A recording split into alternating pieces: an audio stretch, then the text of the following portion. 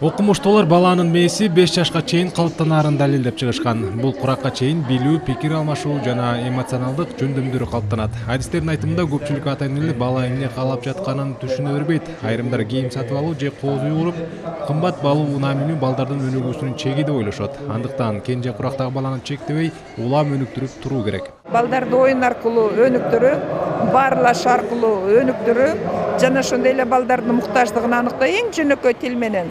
Экинчи өзгөчөлүгү бул улуттук тарыхый мурастарыбыздын ичиндеги оюндар аркылуу этнопедагогикалык оюндар топтомдору бар. Эгерде бала дайыма физикалык же психологиялык жактан чүнчүп жашаса же курсагы тойбосо, ал толук кандуу өнүгө албайт.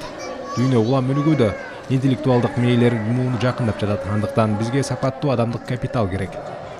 Биздин кыргыз тилинде бүгүн бай маалымат жок. Кыргызстанда менин өнүгүшүн иликтей турган адистер, муктаждыгын биле турган илимий институттар жок. Энеге көбүрөөк бешик ырын-ырдоо сунушталат. Анткени бала курсакта жатканда эле баардык маалыматты угуп, билип турат.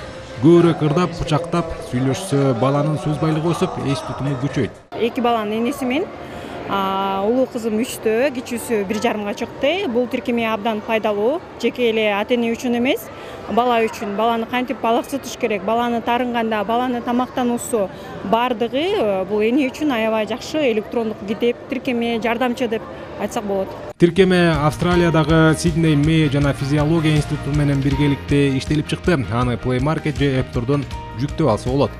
Сайфуддин Мурзаев, Амана Исраилова, Алмаз Нурманбетов, Алтуу 24.